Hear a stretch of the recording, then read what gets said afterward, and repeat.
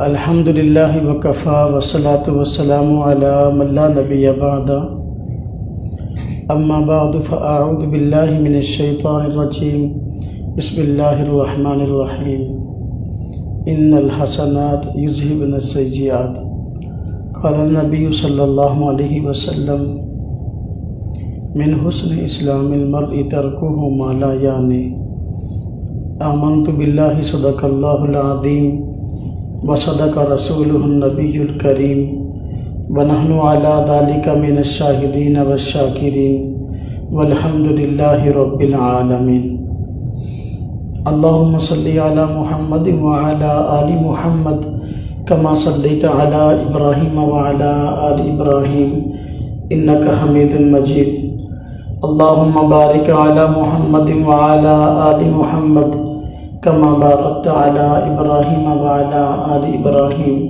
انکا حمید مجید۔ اللہ تبارک و تعالیٰ نے ہم سب کو اس دنیا میں اپنی فرما برداری کے لیے بھیجا ہے۔ اللہ پاک کی نافرمانی کا نام گناہ ہے۔ اللہ رب العزت کی بات کو نہ ماننے کا نام گناہ ہے۔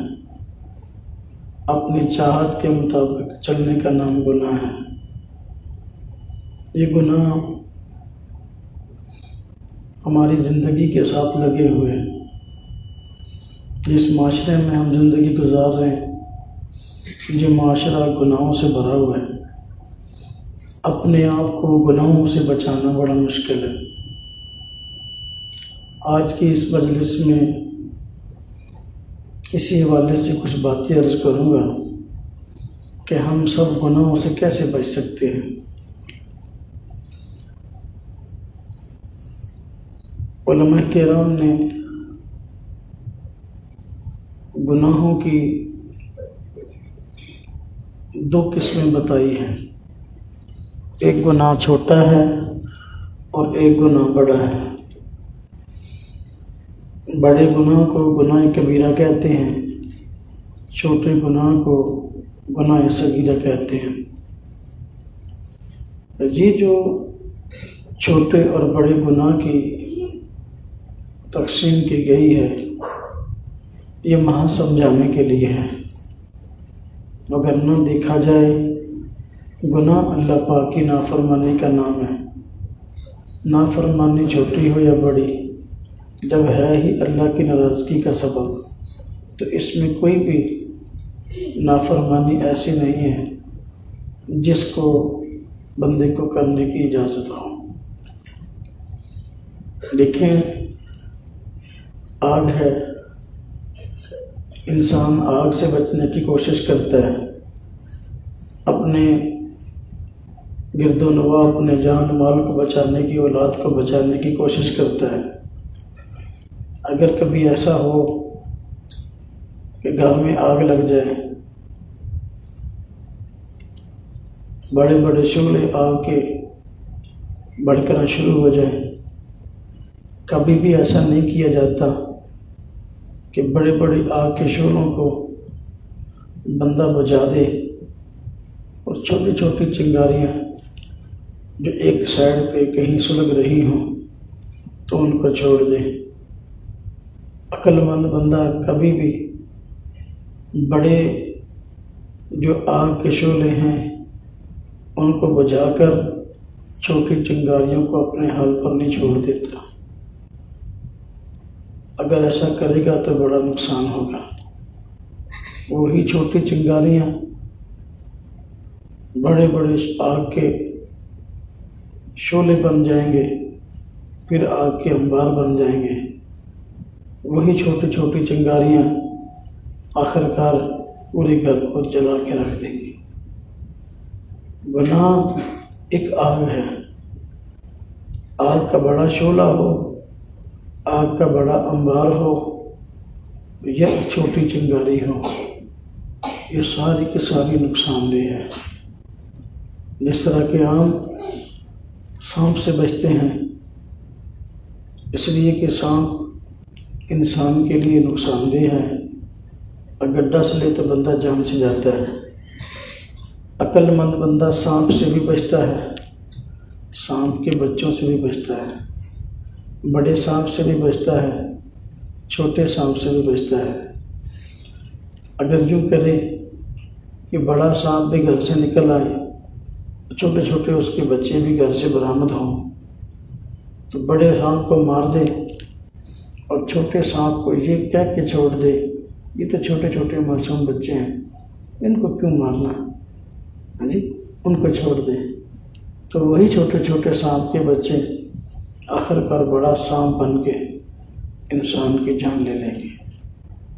تو موذی چیز، تکلیف دہ چیز، چھوٹی ہو یا بڑی ہو تو ہر حال میں نقصان دہ ہے۔ بڑی اور چھوٹی اس میں نسبت محض سمجھانے کے لیے ہوتی ہے، تو گناہ چھوٹا ہو یا بڑا ہو، میرے بھائیو سارے کے سارے گناہ چھوڑنے کے ہیں۔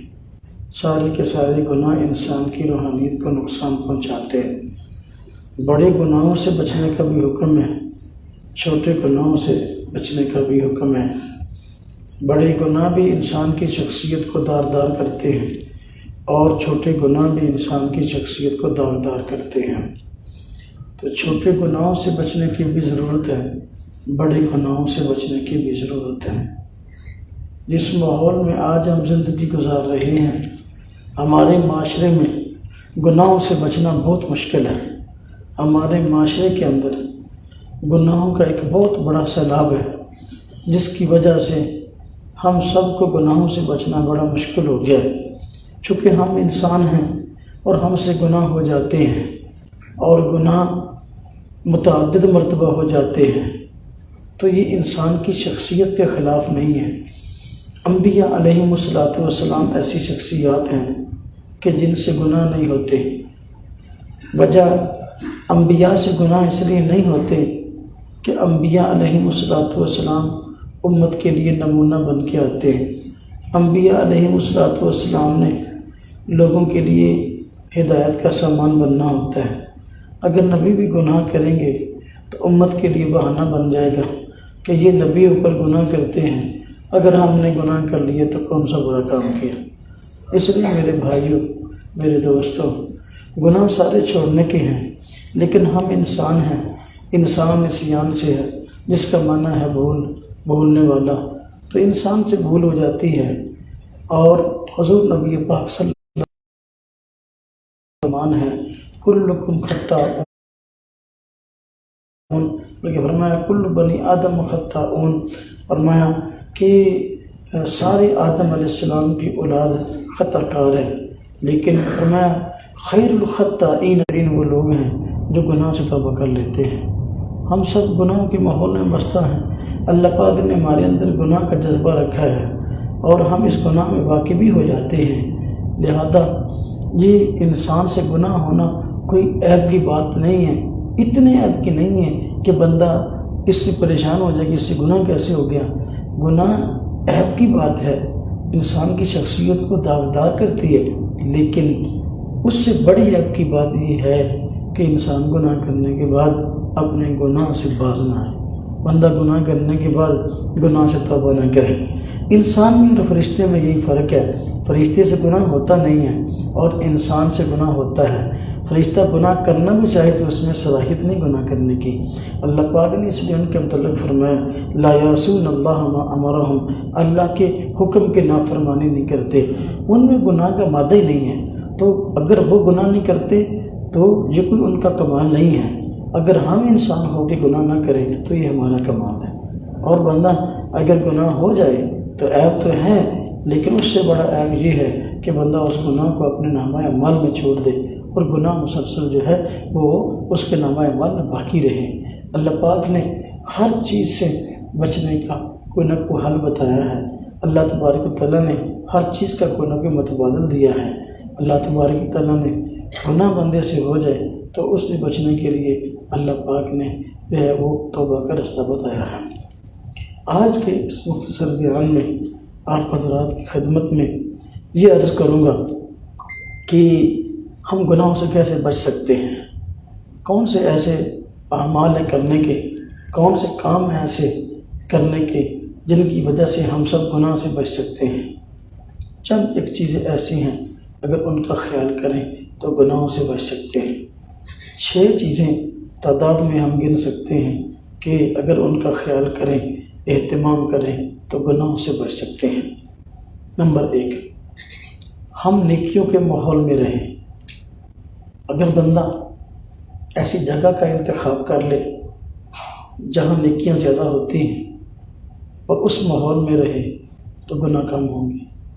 اگر بندے کا گناہ کرنے کو جی چاہتا بھی ہے، چونکہ نیکیوں کا ماحول ہوگا، ارد گرد لوگ نیکیاں کرنے والے ہوں گے، اس ماحول کی وجہ سے بندہ بسا اوقات ان کی جو ہے وہ طرز پہ چلتے ہوئے ان کے ساتھ مل کر اجتماعی طور پر نیکیاں کرتا جائے گا اور گناہوں کا اہتمام کم ہو جائے گا۔ تو گناہوں سے بچنے کے لیے جو چیز ضروری ہے پہلی وہ یہ ہے کہ بندہ نیکیوں کے ماحول میں رہے۔ جس جگہ پہ نیکیاں زیادہ ہوتی ہیں وہاں پر اپنا وقت زیادہ سے زیادہ گزارے۔ وہ کون سی جگہ ہیں جہاں پہ نیکیاں زیادہ ہوتی ہیں؟ ایک جگہ تو یہ مسجد ہے۔ حضور نبی پاک صلی اللہ علیہ وسلم نے ارشاد فرمایا ہے کہ محبوب ترین جگہوں میں اللہ پاک کے ہاں محبوب ترین جگہیں یہ مسجدیں ہیں، اور فرمایا مبغوث ترین جگہیں جہاں اللہ کی ناراضگی، اللہ پاک کا غصہ آتا ہے وہ گلیاں اور بازار ہیں۔ گلیوں اور بازاروں میں گناہ ہوتے ہیں۔ مسجد میں عام طور پر بندہ گناہ کرنے سے حیا کرتا ہے، مسجد میں گناہ کرنے سے بندہ عام طور پر ڈرتا ہے، لہذا کوشش کرے مومن کہ وہ اپنا وقت زیادہ مسجد میں گزارے۔ اگر مسجد میں ہوگا تو گناہ کم ہوں گے۔ تو یہ نیکیوں کے ماحول میں رہے، ایسی جگہ پہ رہے جہاں پہ نیکیاں زیادہ ہوتی ہیں۔ خانقاہ ہے جہاں ہر وقت اللہ اللہ ہوتی ہے، جہاں ہر وقت گناہوں سے بچنے کے لیے تدبیریں بتائی جاتی ہیں، تو اس ماحول کے اندر رہے۔ اگر اس ماحول کے اندر خانقاہ کے ماحول میں رہے گا تو وہاں نیکیاں کرنے والے افراد موجود ہوں گے، نیکیوں کا ماحول ہوگا اور گناہوں سے بچنے کا نظم ہوگا، اس وجہ سے بندہ گناہوں سے بچ جائے گا۔ تو 6 ایسی چیزیں ہیں، 6 ایسے کام ہیں، اگر ہم ان کو اپنا لیں، ان کا اہتمام کر لیں تو ہم گناہوں سے بچ سکتے ہیں۔ پہلی چیز جو میں نے آپ حضرات کی خدمت میں بتائی وہ یہ کہ نیکیوں کے ماحول میں رہیں۔ نیکیوں کے ماحول میں رہنے سے انشاءاللہ ہم گناہوں سے بچ سکیں گے۔ نمبر 2 دوسری چیز یہ ہے کہ گناہ انسان سے ہو جاتا ہے، لیکن گناہ انسان سے کم اس وقت ہوں گے، گناہوں سے واپسی اس وقت ہوگی اور گناہوں میں کمی اس وقت آئے گی جب بندہ نیکی کرنے والے حضرات کے ساتھ رہنا شروع کر دے، جب بندہ نیکی کرنے والوں کی صحبت اپنا لے، نیک لوگوں کی صحبت اگر اپنا لے گا تو پھر بھی گناہوں میں کمی آ جائے گی اور گناہوں سے بچنا آسان ہو جائے گا۔ اگر گناہ ہو گیا توبہ کرنی آسان ہو جائے گی۔ تو گناہ سے بچنے کا دوسرا ذریعہ یہ ہے، گناہوں سے ہم تب بچ سکتے ہیں جب ہم ایسے افراد کے ساتھ جڑ جائیں، ایسے افراد کی صحبت اختیار کر لیں کہ جو حضرات گناہوں سے بچتے ہیں۔ ہمارے اولیاء اللہ، ہمارے مشائخ، ہمارے بزرگان دین جتنے بھی ہیں یہ گناہوں کی زندگی سے دور ہوتے ہیں۔ اگر ہم ان کی صحبت اختیار کر لیں گے تو اس سے گناہوں سے بچنا آسان ہو جائے گا، اور گناہ کرتے بھی ہیں تو آہستہ آہستہ گناہوں میں کمی آ جائے گی۔ ہمارے ہاں عموماً کہا جاتا ہے کہ خربوزے کو دیکھ کر رنگ پکڑتا ہے، تو صحبت کا بڑا اثر ہوتا ہے۔ اگر ہم جس کے ساتھ ہم بیٹھتے ہیں وہ شرابی ہے تو دوسرا بندہ بھی شرابی ہو جائے گا۔ اگر ایک بندہ جواریوں کے ساتھ بیٹھتا ہے نتیجہ یہ ہوگا کہ وہ بھی جوا کھیلنا شروع کر دے گا۔ اگر بندہ اپنا سود خوروں کے ساتھ بیٹھتا اٹھتا ہے نتیجہ یہ ہوگا اثر اس پر پہنچے گا، یہ بھی سود خور بن جائے گا۔ تو صحبت کا بڑا اثر ہوتا ہے۔ اگر نیک لوگوں کی صحبت اختیار کر لی جائے اس سے گناہوں کے اندر کمی آئے گی اور انشاءاللہ تعالی گناہوں کی زندگی سے دوری ہو جائے گی اور نیکیاں کرنے کا جذبہ زیادہ پیدا ہوگا۔ اس لیے اسلاف نے فرمایا صحبت صالح ترا صالح کند، صحبت طالح ترا طالح کند، کہ نیک بندے کی صحبت تمہیں نیک بناتی ہے، برے بندے کی صحبت تمہیں برا بنا دے گی۔ اور دوستی یاری اچھے لوگوں کے ساتھ رکھیں، برے لوگوں کے ساتھ نہ رکھیں۔ حضور نبی پاک صلی اللہ علیہ وسلم کا فرمان ہے کہ انسان اپنے دوست کے مذہب پر ہوتا ہے۔ جو دوست، جیسی دوست کی سوچ ہوتی ہے، جیسی دوست کی فکر ہوتی ہے، ساتھ رہنے والے کی بھی ایسی سوچ بن جاتی ہے۔ فرمایا اس لیے سوچ سمجھ کے دوست بناؤ، کس کو دوست بنا رہے ہو، سوچ سمجھ کے دوستی لگاؤ، کس سے دوستی لگا رہے ہو۔ تو میرے بھائیوں، گناہ سے بچنے کا ایک دوسرا ذریعہ، ایک دوسرا کام اگر ہم کریں، اس کا اہتمام کریں تو گناہوں سے انشاءاللہ ہم کافی حد تک بچ سکتے ہیں۔ وہ ہے نیک لوگوں کی صحبت۔ نیک لوگوں کی صحبت سے انشاءاللہ تعالی نیکیوں کا جذبہ زیادہ پیدا ہوگا۔ نیکوں کے ساتھ رہیں گے، وہ نماز پڑھ رہے ہوں گے، ہمارا نماز پڑھنے کو جی چاہے گا۔ وہ نفلی روزے رکھ رہے ہوں گے، ہمارا روزہ رکھنے کو جی چاہے گا۔ وہ توبہ استغفار میں مشغول ہوں گے، ہمارا توبہ استغفار کرنے کو جی چاہے گا۔ وہ اذکار کی دنیا میں بیٹھے ہوں گے، ذکر اذکار کر رہے ہوں گے، ذکر کرنے کو جی چاہے گا۔ وہ تہجد پڑھ رہے ہوں گے، تہجد پڑھنے کو جی چاہے گا۔ وہ اشراق اوابین چاش کا اہتمام کرتے ہوں گے، ہمارا بھی اہتمام کرنے کو جی چاہے گا۔ نیک لوگوں کی صحبت انسان کو گناہوں کی زندگی سے دور کر دیتی ہے۔ نیکوں کا انتخاب انسان کے لیے ایک بہت بڑی نعمت ہے اور گناہوں سے بچنے کا ایک بہت بڑا ذریعہ ہے۔ دو باتیں ہو گئی، گناہوں سے کیسے بچیں، دو چیزیں ہو گئی۔ تیسری، گناہوں سے کیسے بچیں۔ گناہوں سے ایسے بچیں کہ اپنے ظاہر کو نیکوں جیسا بنا لیں، اپنے ظاہر کو ٹھیک کر لیں۔ جس طرح نیک لوگوں کا ظاہر ہوتا ہے نا، اپنے ظاہر کو اس طرح کر لیں۔ ظاہر کا اثر انشاءاللہ باطن میں پڑے گا تو باطن بھی ٹھیک ہو جائے گا۔ نیک لوگوں کی طرح، جس طرح نیک بندے ہیں، وہ سر ڈھانپ کے رکھتے ہیں، وہ ٹوپی لے کے رکھتے ہیں، وہ پگڑی امامہ شریف پہن کے رکھتے ہیں، ہاں جی، ان کا لباس سنت کے مطابق ہوتا ہے۔ اب اگر بظاہر ہم ٹوپی کا اہتمام کر لیں، ہم پگڑی کا اہتمام کر لیں، ہم داڑھی کا اہتمام کر لیں، ہم سنت کے مطابق لباس کا اہتمام کر لیں، تو یہ ظاہر ٹھیک ہو گیا۔ جب ظاہر ٹھیک ہو گیا، انشاءاللہ تعالیٰ اس ظاہر کا اثر باطن پہ پڑے گا۔ انسان کا اپنا نفس ملامت کرے گا کہ دیکھو پگڑی رکھ لی ہے تو پگڑی کے کچھ تقاضے ہیں، داڑھی رکھ لی ہے، داڑھی کے کچھ تقاضے ہیں، سنت کے مطابق لباس پہن لیا ہے، اس کے کچھ تقاضے ہیں، تو انسان کا نفس ملامت کرے گا۔ جب ظاہر ٹھیک ہو جائے گا، آخر کار ایک وقت آئے گا انسان کا باطن بھی ٹھیک ہو جائے گا۔ تو تیسری چیز جس کی اس کا اہتمام کر کے ہم گناہوں سے بچ سکتے ہیں، وہ ہے اپنے ظاہر کو ٹھیک کرنا، اپنا ظاہر نیکوں کی طرح بنانا۔ دیکھیے ہمارے یہاں عموماً معاشرے میں ایسا ہوتا ہے، دوستوں کے ساتھ مل کے ایک جیسے کپڑے سلاتے ہیں۔ اس کا مظاہرہ عام دنوں میں بھی ہوتا ہے، لیکن آپ عید کے دن دیکھیں، خاص طور پہ عید میں یا شادی بیاہ پہ، منگنی، ایسے جو فنکشن ہیں، ان پہ آپ دیکھیں جن دوستوں کا آپس میں بیٹھنا اٹھنا ہوتا ہے نا جی، وہ پہلے ہی مشورہ کر لیتے ہیں، شادی آ رہی ہے، آپ نے بھی سوٹ بنانا، میں نے بنانا، ایک جیسا سوٹ بنائیں گے، ایک جیسی ویسٹ کوٹ لیں گے، ایک جیسی جوتی لیں گے، بالوں کی کٹنگ بھی ایک جیسی کرائیں گے۔ یعنی دیکھو عید آ رہی ہے، عید کے موقع پر بھی صورتحال ایسی ہوتی ہے، تو دوست کی عادات کو اپناتا ہے۔ تو میرے بھائیوں، اگر ہم نیک لوگوں کے ساتھ رہیں گے، نتیجہ یہ ہوگا ہمارا ظاہر ٹھیک ہو جائے گا، ظاہر ٹھیک ہوگا، آخر کار وہ جو نیک لوگ ہیں ان کا باطن ٹھیک ہے، ظاہر کا اثر باطن میں پہنچے گا، باطن بھی ٹھیک ہو جائے گا۔ تین چیزیں ہو گئی۔ نمبر ایک، گناہوں سے کیسے بچیں۔ نمبر ایک، نیکی کے ماحول میں رہیں۔ نمبر دو، نیکوں کی صحبت اختیار کریں۔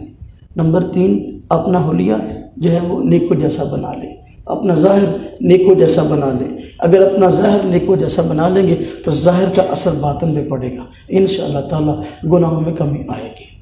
نمبر چار، چوتھی چیز جس کی وجہ سے بندہ گناہوں سے بچتا ہے، چوتھی چیز یہ ہے کہ بندہ مراقبے کا اہتمام کرے۔ مراقبے کا اہتمام کرے۔ مراقبہ کسے کہتے ہیں؟ مراقبہ کہتے ہیں اپنی نگرانی کرنے کو۔ بسا اوقات ایک بندہ کوئی کام کر رہا ہے، دوسرا بندہ اس کی نگرانی کر رہا ہے۔ بسا اوقات نگرانی دوسرا بندہ کرتا ہے، بسا اوقات بندہ خود اپنے کام کی نگرانی کرتا ہے۔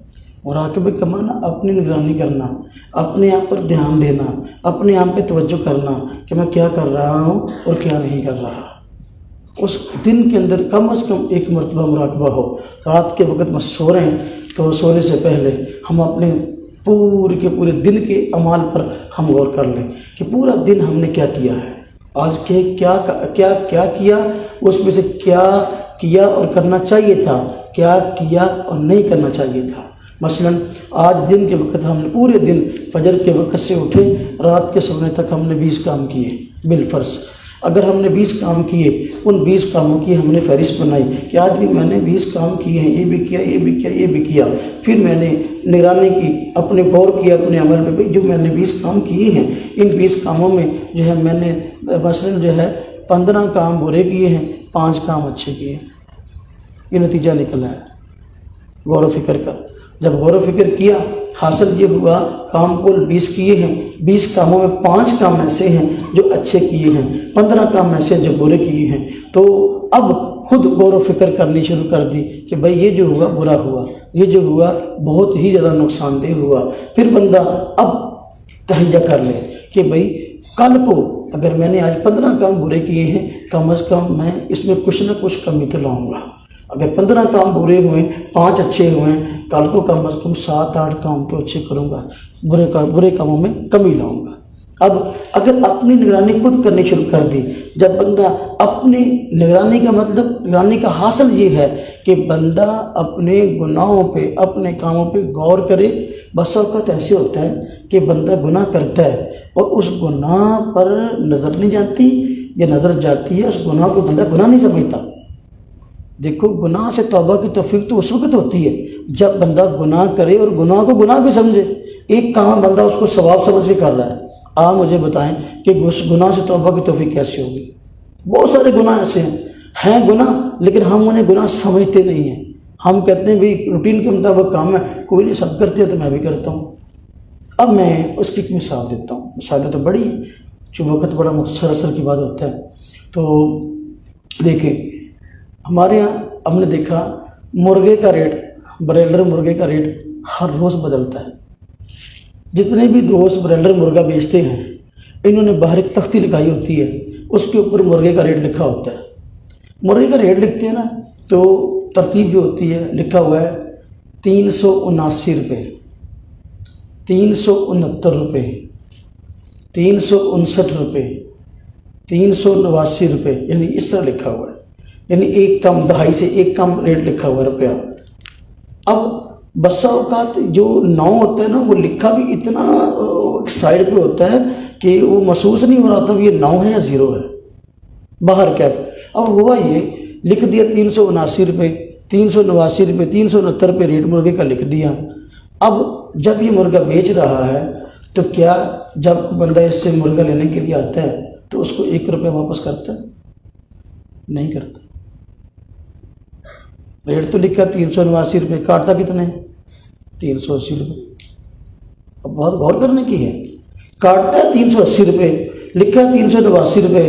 اب جب 380 کاٹ لیے، 1 روپیہ تو حرام لے لیا نا، تو پھر کیوں 380 نہیں لکھتا؟ 379 کیوں لکھتا ہے؟ کیوں 370 نہیں لکھتا، 369 لکھتا ہے؟ بندہ اس کو گناہ بھی نہیں سمجھتا، بندہ اس کو گناہ بھی، جب گناہ نہیں سمجھتا پھر توبہ کی توفیق کیسے ہوگی؟ توبہ تو اس گناہ سے بندہ کرتا ہے جس کو بندہ برا سمجھتا ہے۔ تو 369 379 یہ جو ریٹ لکھا، یہ ایسا گناہ ہے جس کو بندہ گناہ نہیں سمجھتا، اور روزی جو حلال ہے اس حلال روزی کو اپنے لیے مشکوک کر کے مشکوک روزی کی لسٹ میں داخل کر لیتا ہے اور خود حرام خوروں میں شامل ہو جاتا ہے۔ تو گناہ جو ہے، اس گناہ کی نگرانی بڑی ضروری ہے۔ نگرانی کا مطلب غور کرے کہ میں جو کر رہا ہوں یہ گناہ ہے یا ثواب ہے، اور یہ مجھے کرنا چاہیے کہ نہیں کرنا چاہیے۔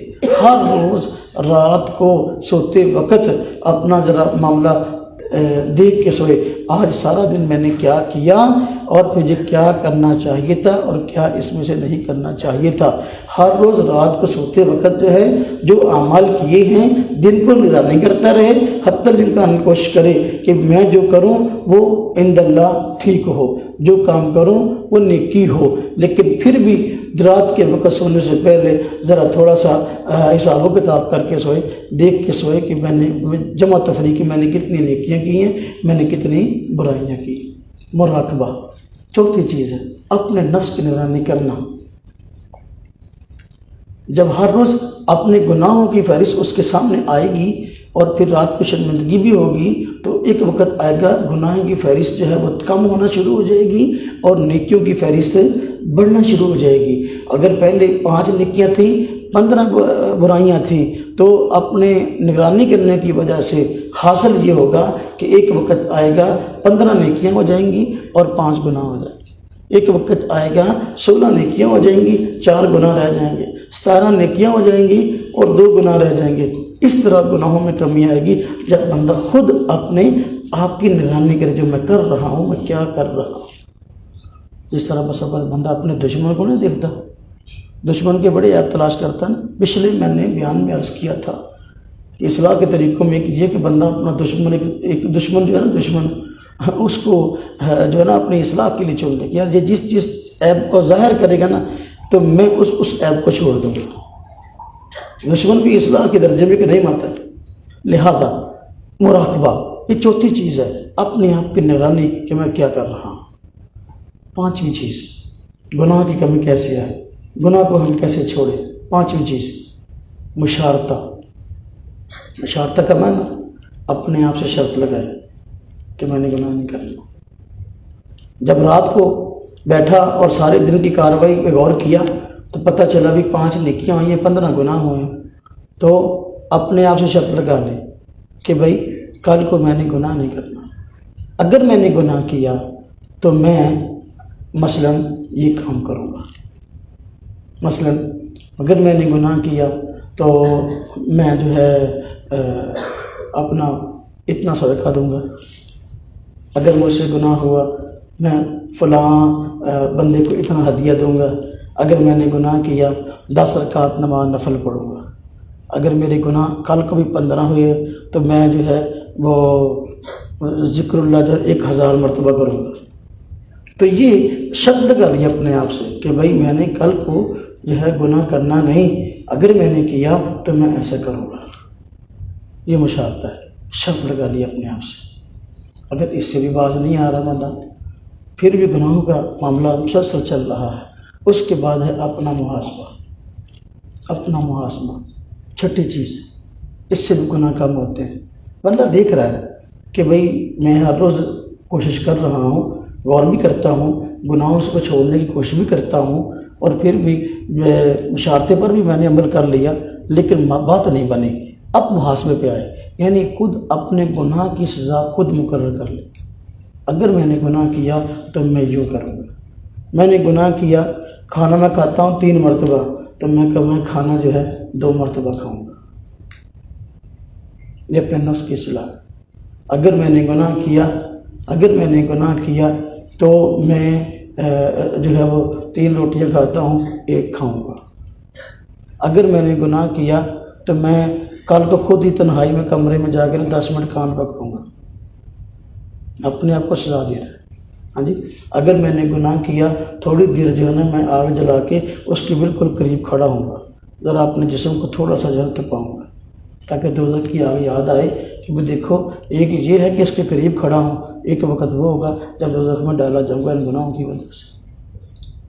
تو اپنا محاسبہ کر، اپنے آپ کے لیے سزا مقرر کر لے۔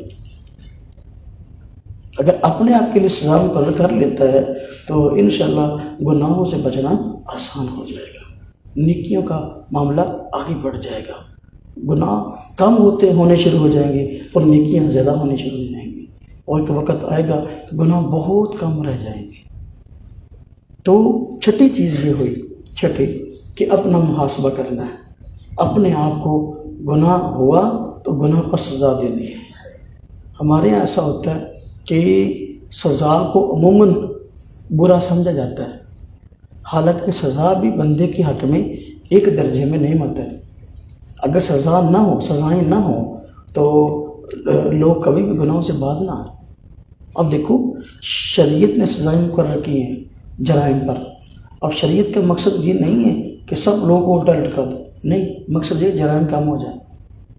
اب چوری ہے، چوری کی سزا بیان کی گئی، ہاتھ کاٹ دو۔ اگر ایک بندے نے چوری کی اور خاطر خواہ مال چوری کیا اور چوری ثابت ہو گئی، اس کا ہاتھ کاٹ دو۔ اب ہاتھ کاٹنے کا مقصد بندے کو محض ٹنڈا کرنا نہیں ہے، ہاتھ کاٹنے کا مقصد ہے معاشرے میں چوریاں کم ہو جائیں. تو بندہ بس اوقات سمجھتا ہے کہ یہ جو سزا ہے یہ سزا سب پر لاگو کرنا مطلب ایسا نہیں. شریعت ایسا نہیں کرتی. بھٹو صاحب کے دور میں علماء کرام نے کرائے رکھی کہ بھئی شرعی حدود کا نفاذ ہونا چاہیے اور شریعت نافذ ہونی چاہیے، اور اس پہ جو ہے ان سے میٹنگ کی، ملاقات کی کہ جو ہے وہ چور اگر چوری کرے تو اس کا ہاتھ کاٹنا چاہیے. بھٹو صاحب کہنے لگے اسی ہم پورے پاکستان ٹنڈا کر دیں گے. وہ سمجھے نہیں بات کو. وہ نہیں، اس کا مطلب یہ ہوا کہ پاکستان میں سارے چور رہتے نہیں.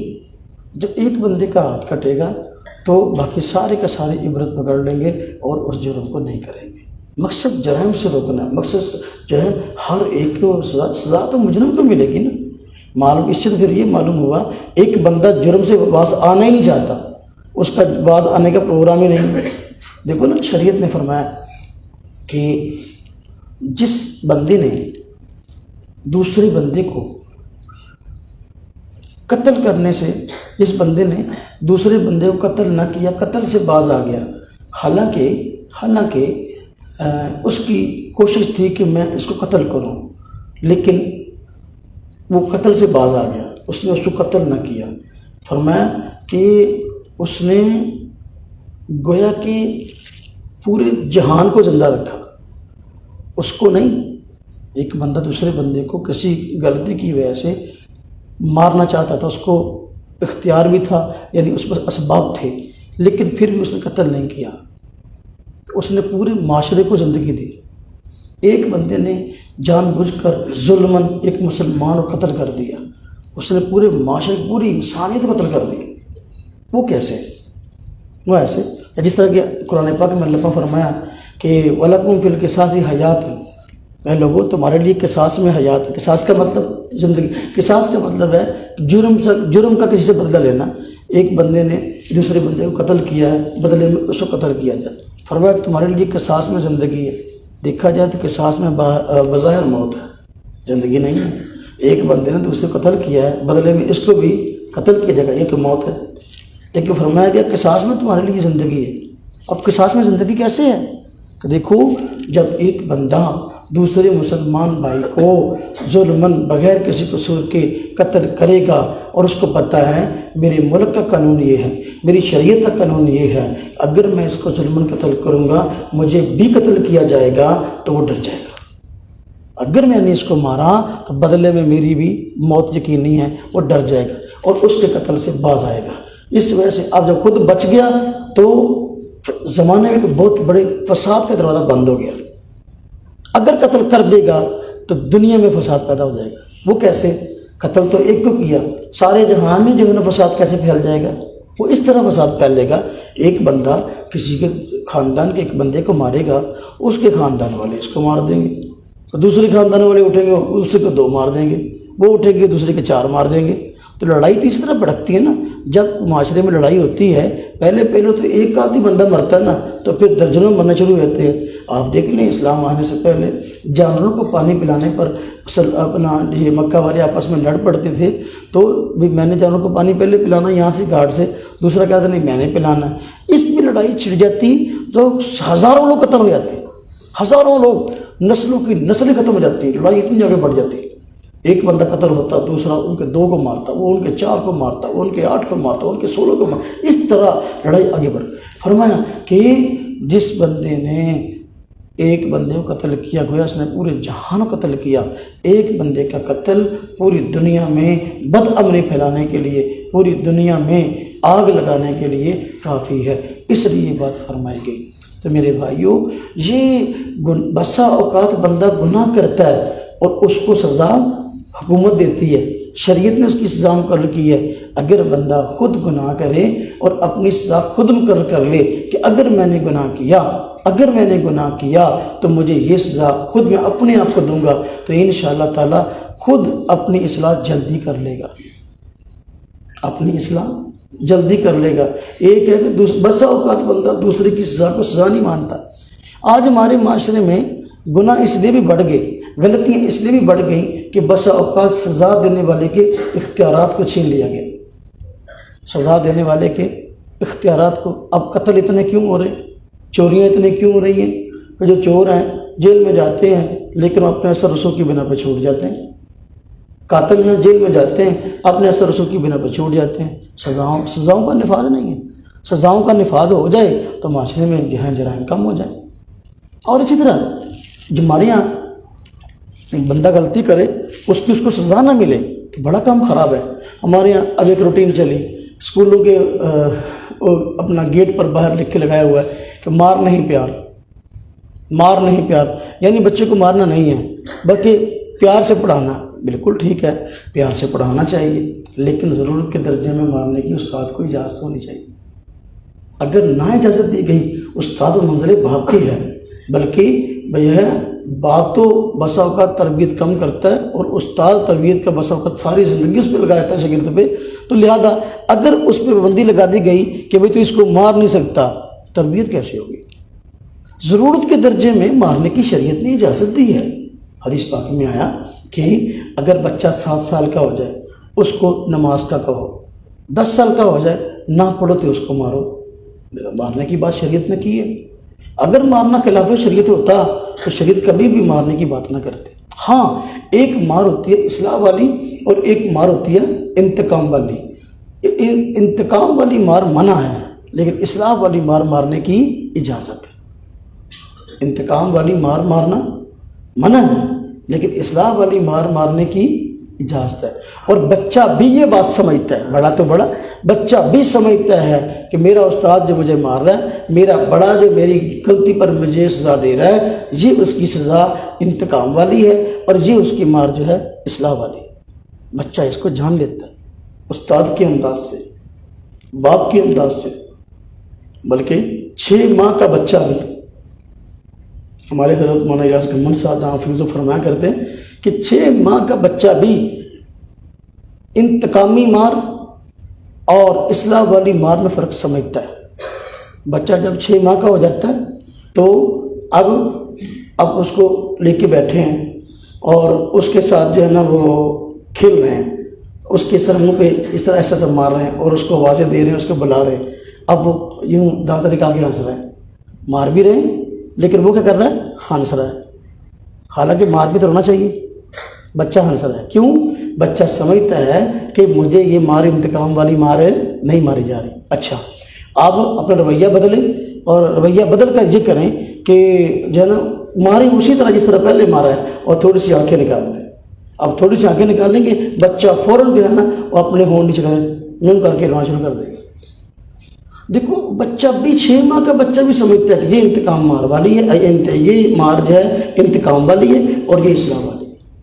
زیادہ یہ مار نہیں پیار یہ بات نہیں. ہاں مار ہو اصلاح والی ہو, مار انتقام والی نہ ہو تو سزا شریعت کی نگاہ میں بری نہیں ہے. اگر بری ہوتی شریعت کبھی سزاؤں کے نفاذ کی بات نہ کرتی.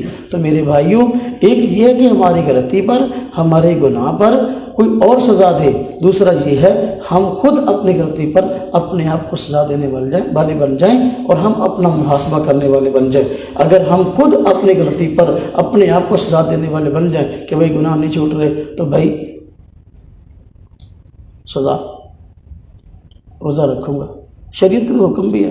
ایک بندہ حرام کاری میں مبتلا ہو رہا ہے, بار بار ہو رہا ہے, شریعت نے کہا شادی نہیں کر سکتا, شریعت نے کہا کہ روزے رکھے. شادی کر نہیں سکتا, اس کے پاس اسباب نہیں ہے, شریعت نے کہا روزے رکھے گا تو دماغ ٹھکانے آ جائے گا. زیادہ کھانے کی وجہ سے بس اوقات بندے کا جو ہے نا وہ معاملہ ذرا اوپر ہو جاتا ہے, تو اس لیے بھوکا پیاسا رہے گا تو تھوڑا سا دماغ لیول پہ آ جائے گا. تو میرے بھائیوں گناہوں سے ہم سب نے بچنا ہے. ہم سب گناہوں کے معاشرے میں گناہوں کے ماحول میں رہتے ہیں, لیکن اس سے گناہ چھوڑنے ہیں اور گناہ کم کیسے ہوں اس کے لیے 6 کام اگر ہم کریں, ان 6 کاموں کا اہتمام کریں, انشاءاللہ تعالی گناہوں کی زندگی سے چھٹکارا نصیب ہوگا. نمبر 1 پہلی بات کیا بتائیں؟ نمبر 1 نیکی کے ماحول میں رہنا ہے. جس ماحول میں نیکیاں زیادہ ہوتی ہیں اس ماحول میں اپنا وقت خرچ کریں. نمبر 2 نیک لوگوں کی صحبت اختیار کریں. نمبر 3 کہ ہم اپنے ظاہر کو، اپنے حلیے کو نیکوں جیسا بنا دیں. ہم ظاہر کو نیکوں جیسا بنا لیں گے تو ظاہر کا اثر باطن پہ پڑے گا، باطن بھی نیکوں جیسا ہوگا. نمبر 4، مراقبے کا اہتمام کریں، یعنی اپنے نفس کی نگرانی کریں. نمبر 5، ہم مشارطے کا اہتمام کریں، اپنے آپ کے ساتھ، اپنے نفس کے ساتھ شرط لگا کے زندگی گزاریں. اگر گناہ کیا تو ایسا ہوگا، گناہ کیا تو ایسا ہوگا، گناہ کیا تو ایسا ہوگا. ہاں جی، شرط پہ کام کریں. ہاں جی، اگر گناہ کیا 100 روپے صدقہ کروں گا، تو اب دیکھیں جب 100 روپے جیب سے جائے گا تو گناہ کام ہو جائے گا. اور اگر اس سے بھی بات نہ بنے تو پھر اپنا محاسبہ کریں، یعنی گناہ ہو رہے ہیں، چھٹی بات گناہ ہو رہی ہیں تو پھر بھی اشارتی سے بات نہیں بن رہی تو پھر اپنا محاسبہ کریں، اپنے آپ کو سزا دیں، اپنے آپ کو خود کان پکڑا دیں، اپنے منہ پہ 10 تھپڑ خود مار لیں. ہاں جی، آپ خود جو ہے کمرے میں جب داخل ہوگی کہ 10 منٹ خود کان پکڑ لیں. جب اس طرح کا معاملہ ہوگا سزائیں اپنے آپ کو دینا شروع کریں گے، گناہ کم ہو جائیں گے. اللہ تبارک و تعالیٰ ہم سب کو گناہوں کی زندگی سے نجات عطا فرمائے. اللہ تبارک و تعالیٰ ہم سب کو نیکیوں کے ماحول میں زیادہ سے زیادہ وقت گزارنے کی توفیق عطا فرمائے. وآخر دعوانا